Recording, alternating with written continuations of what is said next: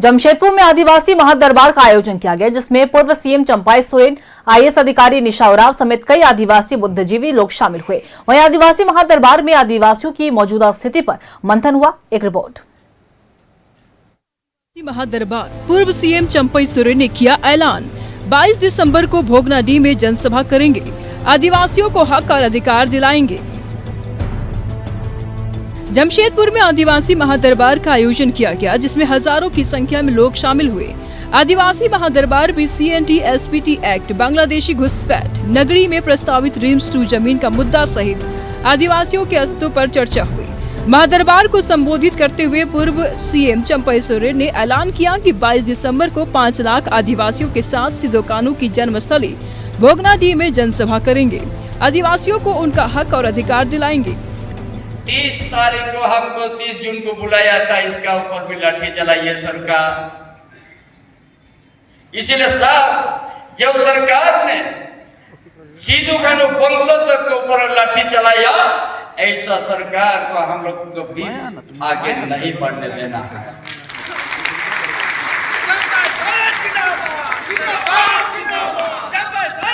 वहाँ का माजी को भी जेल में भेज दिया।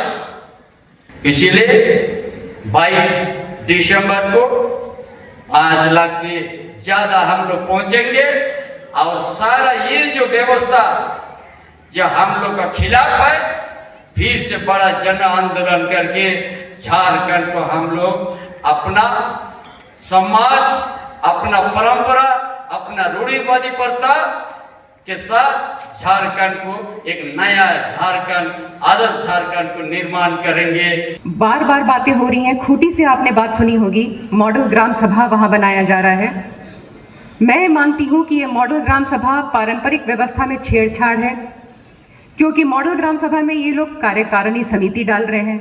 क्या पारंपरिक व्यवस्था में कार्यकारिणी समिति होता है क्या? उसमें ये लोग महिला आरक्षण डाल रहे हैं, क्या महिला आरक्षण होता है? और उसमें ये लोग कह रहे हैं कि शैक्षणिक योग्यता के आधार पे कुछ खास समूह के लोग हैं, उन्हीं को प्राथमिकता दी जाए। मैं पूछती हूँ, पारंपरिक व्यवस्था का पदाधिकारी बनने के लिए शैक्षणिक योग्यता की जरूरत है क्या? हमें तो केवल अपने पूर्वजों का जो आस्था है, उनकी जो परंपरा का रीति रिवाज है, केवल वो पता होना चाहिए ना। हमें क्यों शैक्षणिक योग्यता चाहिए? नहीं चाहिए। जनसभा को संबोधित करते हुए पूर्व सीएम चंपाई सोरेन ने कहा कि कल तक महाजनी प्रथा आदिवासियों की जमीन और संपत्ति हड़प रही थी। अब महाजनी प्रथा का दूसरा रूप दान प्रथा आ गया है। दान पत्र के नाम पर आदिवासियों की जमीन हड़पी जा रही है। आदिवासी अब किसी का मोहता नहीं होगा। आदिवासियों को अपने अधिकार छीन कर लेना होगा। आदिवासियों को मैया सम्मान की जरूरत नहीं, आदिवासियों को उनका पूरा अधिकार दीजिए। हमने एक दिन हमसे बात कर रहा था एकदम संविधान का, हम आप संविधान पाठ पढ़ाइए, हम डंका मार करके हम जमीन को वापस कर देंगे।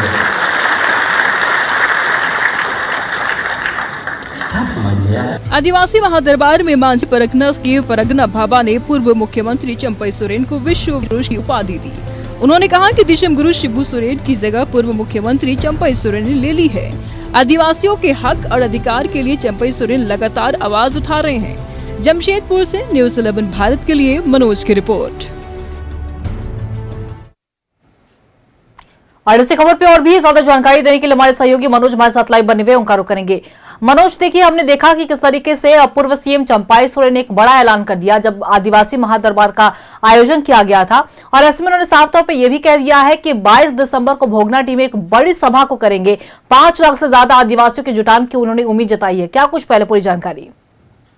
देखिए, निश्चित तौर पे आज जो कार्यक्रम था, ये कार्यक्रम झारखंड की दिशा और दशा को तय कर दिया है।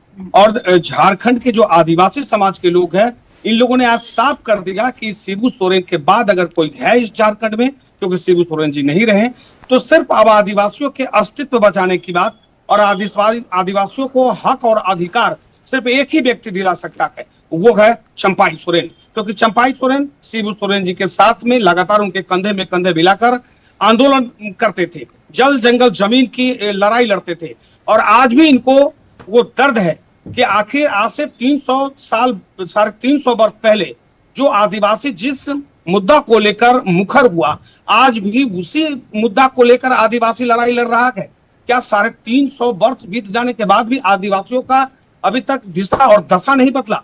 और ये बड़ी चिंता की विषय है। और इन्होंने चिंता करते हुए आज आदिवासी महादरबार में जो यहाँ पर हुजूम था, जो भीड़ था, आपको बता दें कि एक से लड़ाई सभागार में लगभग 2400 से 2500 लोगों के बैठने की जगह है, लेकिन 2500 क्या, इससे 5 गुना कर लीजिए, उससे 7 गुना ज्यादा लोग बाहर खड़े थे और सिर्फ सुनने के लिए, अपने नेता को सुनने के लिए कि चंपाई सोरेन जी क्या कह रहे हैं, उनका निर्देश क्या है, वो चाहते क्या है, आदिवासियों के लिए क्या चाहते हैं। तो ये इनको सुनने के लिए लोग लालायित थे। लोग इनके एलसीडी पे, एलईडी पे सुन रहे थे। अंदर में जगह नहीं था, बाहर में एलईडी लगा था, बारिश हो रही थी, धूप शुरू हो गया, लेकिन कोई मतलब नहीं, लोग डटे रहे। 6 घंटे तक अगर कोई व्यक्ति किसी नेता के लिए भूखे प्यासे अगर बैठा है तो वो है चंपाई सोरेन, जिसके लिए यहाँ के आदिवासी के लोग, आदिवासी बैठे थे, चाहे युवा हो या बुजुर्ग महिलाएं हो या महिलाएं हो या बच्चियां हो, सारे लोग एक ही इंतजार कि चंपाई सोरेन कहेंगे क्या। सीधे तौर पे आदिवासियों के अस्तित्व को बचाने की लड़ाई इन्होंने पहले छेड़ा था, बहुत पहले, जब ये राजनीतिक में कदम रखे थे, और आज एक बार फिर इन्होंने दिखा दिया कि आदिवासी की लड़ाई, उनके अस्तित्व को बचाना इनकी पहली प्राथमिकता है। 22 दिसंबर को भोगनाडीह में 5 लाख लोगों के साथ एक जनसभा करेंगे आदिवासियों के अस्तित्व, अधिकार को दिलाने के लिए, क्योंकि पिछले बार जब भोगनाडीह में जा रहे थे तो सरकार ने इनको रोकने का प्रयास किया, रोक दिया, लेकिन इस बार सरकार नहीं रोक पाएगी, कारण कि 5 लाख आदिवासी पूरे, क्योंकि झारखंड में अब आदिवासी उठ खड़ा हुआ है। आपको याद होगा पिछले दिन नगरी में क्या हुआ, नगरी में इन्होंने ऐलान किया और हल चला दिया। ये भले ही इनको हाउस अरेस्ट किया गया, लेकिन एक एक व्यक्ति चंपाई सोरेन था और वो पहुंचकर दिखा दिया। ठीक उसी तरह आज के इस कार्यक्रम में साफ हो गया कि जितने माझी परगना थे, बाबा परगना थे, जितने परगना के, जितने आदिवासी समाज के लोग हैं, सभी जो प्रमुख प्रबुद्ध लोग थे, वो सब यहाँ पहुंचे थे। सभी लोगों ने एक सुर में कहा कि अगर झारखंड के आदिवासियों के अस्तित्व को बचाना है, यहाँ का डेमोग्राफी जो चेंज हो रहा है उस पर अंकुश लगाना है, बांग्लादेशी घुसपैठियों को अगर रोकना है, तो सिर्फ एक ही आदमी है और वो है चंपाई सोरेन।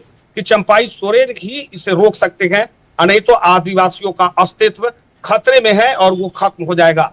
आखिर कौन बचाएगा आदिवासियों को? वो दिन दूर नहीं कि अगर नहीं आया, अगर चंपाई सोरेन जी अगर नहीं रहते तो निश्चित तौर पे आदिवासी की जो स्थिति झारखंड में हो रही है, आप देख लीजिए संथाल में क्या स्थिति है, वहां पर आदिवासियों की संख्या कम हो गई है। आप कोल्हान में देख लीजिए, पूर्वी सिंहभूम जिला में, जहां पूर्व मुख्यमंत्री चंपाई सोरेन ने निकाला था कि 4500 वैसे लोग जो बांग्लादेशी है और उनके नाम पर मैया समान योजना का पैसा जा रहा है। आखिर ये पैसा किसका है? यहाँ के लोगों का है। इन्होंने ये भी कह दिया कि अब देखिए मनोज, अगर हम चंपाई सोरेन के बारे में जब बात करते हैं तो चंपाई सोरेन झारखंड में अपने आप में एक बड़ी शख्सियत है, आदिवासियों का एक बड़ा नेता माने जाते हैं। दूसरी तरफ अक्सर हमने देखा है चंपाई सोरेन को बोलते हुए कि झारखंड में एक और उलगुलान की जरूरत है, और ऐसे में जब उन्होंने तमाम बातों को लेकर कह दिया है, जब महादरबार का आयोजन किया गया था आदिवासियों के लिए, तो साफ तौर पर 22 दिसंबर का ही हमें इंतजार होगा कि किस तरीके से 22 दिसंबर को 5 लाख आदिवासियों का जुटान और 5 लाख लोगों के बीच में जब चंपाई सोरेन बोलेंगे तो किस तरीके से रूपरेखा तैयार की जाती है, क्योंकि देखिए आदिवासियों की जमीन हड़पने का लगातार सरकार पर आरोप लग रहा है। मनोज, देखिए निश्चित तौर पे आप नगरी में देख लीजिए, नगरी में किसका जमीन है? वो आदिवासियों का जमीन है। जिस वक्त इस जमीन का अधिग्रहण हुआ था, वो मोड ऑफ अप्रेंटिस जो था वो कुछ दूसरा था। वो इसलिए नहीं किया गया था कि वहां पर रिम्स बनेगा, जिस चीज के लिए किया गया था वो खत्म हो गई। तत्कालीन मुख्यमंत्री आकर देखा कि ये जमीन आदिवासियों का है, उपजाऊ जमीन है, तो वो वापस हो गए। और उसके बाद ये सरकार आदिवासियों की जमीन को घेर ली, जिसका आवाज पूर्व मुख्यमंत्री चंपाई सोरेन ने उठाया और वहां पर जीत हासिल हुई। दूसरी तरफ पूरे झारखंड के परिदृश्य में देखेंगे तो अगर आदिवासियों की जमीन अगर हड़पा जा रहा है तो झारखंड में सबसे ज्यादा जमीन किसका है? आदिवासी का है। CNT SPT एक्ट वाले का मामला है, लेकिन CNT SPT एक्ट में भी लोग क्या कह रहे हैं कि दान पत्र के माध्यम से उस जमीन को ले रहे हैं, जिसका मुद्दा इन्होंने उठाया कि पहले महाजनी प्रथा था, अब दान प्रथा आ गया, लेकिन दान पत्र के माध्यम से जो लोग जमीन ले रहे हैं उनके खिलाफ अब उलगुलान होगा। और जाहिर सी बात है, आदिवासी CNT SPT एक्ट का उल्लंघन किसी ने किया कि पूर्व मंत्री का NS एक्वा का क्या हुआ, आपको याद होगा, NS एक्वा और उनकी पत्नी जेल में है, उनको सजा हो गया, न्यायालय ने सजा भी दे दी। तो सीधे तौर पे इनका कहना है कि जो आदिवासियों का अधिकार है वो उनके अधिकार को छीनने नहीं देंगे। ये सरकार अबुआ सरकार है, लेकिन अबुआ सरकार का मतलब होता है कि आप यहाँ के स्थानीय आदिवासियों के हित की बात करें तो वो तो कर ही नहीं रहे हैं, वो तो उन लोगों का कर रहे हैं जिससे उनको फायदा है। तो कहीं ना कहीं अब ये जो उलगुलान शुरू हुआ है, आदिवासी एक प्लेटफॉर्म पे जो आ गए हैं, वो ये आप समझ लीजिए कि ये इसकी शुरुआत हो चुकी है, क्योंकि आदिवासी जाग चुका है और चंपाई सोरेन को नेता मान लिया है। जी चलिए, बिल्कुल, बहुत बहुत शुक्रिया आपका तमाम जानकारी के लिए मनोज। नजर बनाकर रखिएगा, अपडेट लेते रहेंगे। तो बता दें आपको कि पूर्व सीएम चंपाई सोरेन ने ऐलान कर दिया है कि 22 दिसंबर को भोगनाडीह में 5 लाख आदिवासियों के साथ सभा करेंगे और आदिवासियों की जमीन वापस दिलाने का काम करेंगे।